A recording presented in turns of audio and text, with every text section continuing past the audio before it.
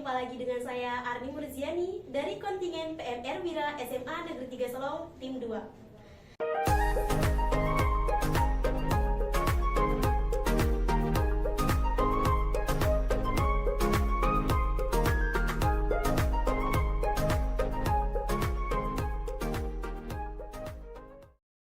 Pada kesempatan ini saya akan membahas tentang mitigasi bencana banjir. Apa sih itu banjir? Banjir merupakan meluapnya air yang menggenangi permukaan tanah dengan ketinggian melebihi batas normal.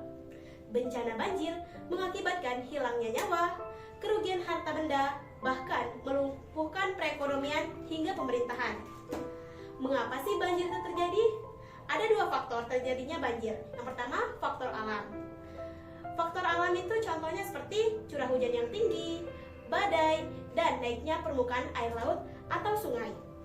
Yang kedua ada faktor manusia, seperti sampah yang menyumbat saluran air, sedikit lahan resapan air. Yang ketiga, menyempitnya daerah aliran sungai dan penebangan hutan sembarangan.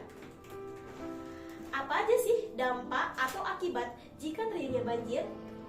Dampaknya akan terjadi timbulnya wabah penyakit seperti diare, penyakit kulit, DBD, dan ISPA. Yang kedua, hilangnya harta benda. Ketiga, lumpuhnya sarana umum, lumpuhnya perekonomian, dan terjadinya erosi. Apa aja sih yang harus kita lakukan sebelum terjadinya banjir? Yang pertama, buanglah sampah pada tempatnya. Jaga saluran air atau selokan agar tidak tersumbat. Ketiga, menanam pohon. Keempat, buatlah instalasi listrik di tempat yang lebih tinggi. Kelima, sediakan kontak obat yang mudah dijangkau. Dan yang terakhir yaitu tentukan tugas masing-masing anggota keluarga. Nah, selanjutnya apa yang akan kita lakukan saat terjadinya banjir? Yang pertama, matikan aliran listrik dan air. Kedua, simpan dokumen penting dalam plastik. Ketiga, selamatkan harta benda.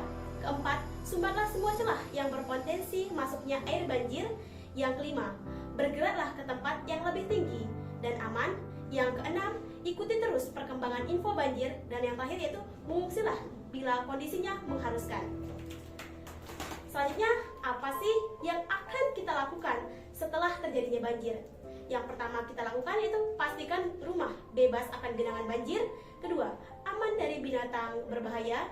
Ketiga, periksalah instalasi listrik. Keempat, bersihkan rumah dari genangan air. Yang kelima, buanglah barang yang tidak bisa digunakan. Yang keenam, periksa kesehatan dan ke balai pengobatan. Jadi, jika terjadinya banjir, jangan diam saja. Ayo bertindak, nyawa kita lebih berharga.